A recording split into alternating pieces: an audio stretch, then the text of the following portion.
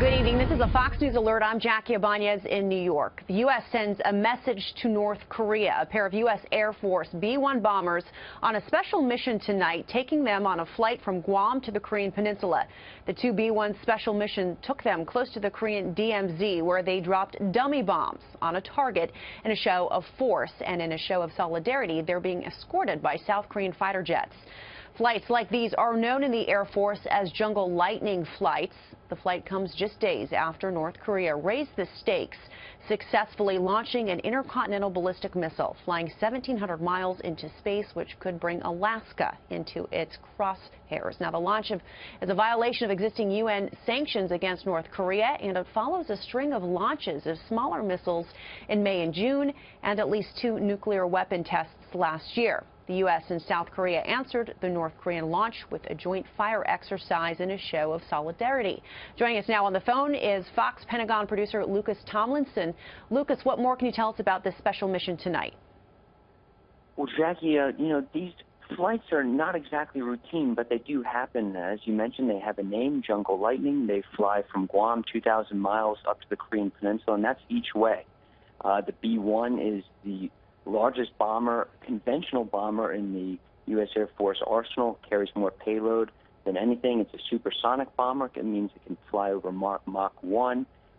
It's against ISIS, has had devastating impact. Just a handful of B-1s flying about 2% of the missions in Iraq and Syria, dropped over 40% of the bombs. So it's a heck of a show of force for North Korea when Secretary Mattis says there's military options in place. Following the short-range surface-to-surface missile drill after North Korea fired its intercontinental ballistic missile, this is now the second show of force by the U.S. military, demonstrating what the U.S. Air Force can do, and that's flying these long-range missions. And these B-1s can stay up in the air upwards of 10 hours at a time and can carry a payload that it would take 40 attack jets to carry the same amount of bombs as a single B-1 bomber. And the other interesting part here is that South Korea, they are escorting this B-1 bomber, which is interesting to see that they are now back behind us on this. And, it's really a whole world. It's a worldwide issue that everyone should be concerned about, but we were being escorted by them. How important is that tonight?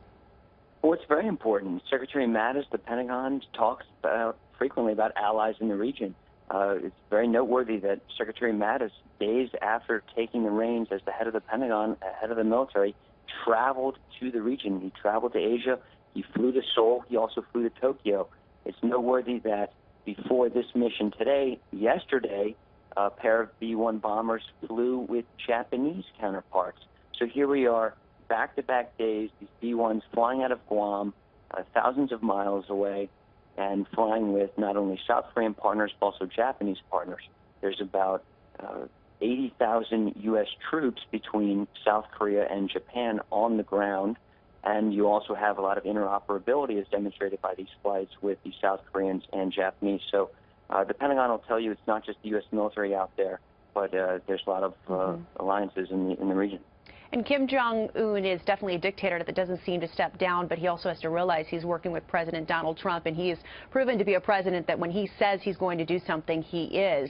And this is just, like you said, another show of force for the U.S. here, that we're not going to take it. We're not going to take these missiles being shot to prove what they could do, potentially hitting Alaska, this last one that happened on Tuesday. So this is a big deal for us and the world. That's correct. That's correct. And actually, the U.S. Missile Defense Agency just announced this evening that they're going to be doing some missile tests of their own in Alaska. In Kodiak, Alaska, in the next few days, you're going to see 2 test firings from the THAAD anti-ballistic missile system. It's a defensive missile system. There's a system on the ground in South Korea right now at a golf course that has 2 launchers and is designed to shoot down short and medium-range missiles.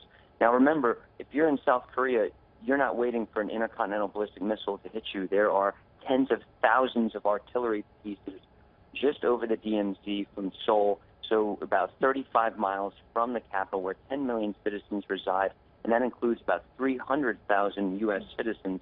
So the big worry, though, Jackie, is that any kind of strike on North Korea, whether it's a pair of B-1 bombers flying a bombing mission or any kind of strike from U.S. Navy warships that are stationed in the South in the Sea of Japan, that there will be a severe retaliation, and that doesn't just have to be a ballistic missile strike or a future intercontinental ballistic missile strike.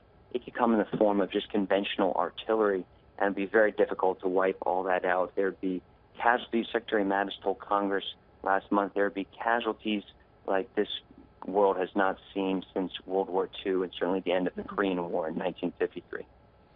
Yeah, Lucas, it's all coming during the G20 summit in Germany when President Trump is meeting with world leaders, notably today, meeting with Vladimir Putin, the president of Russia. But all of this is on their agenda to talk about, and I'm sure they'll have a lot to talk about tomorrow as well.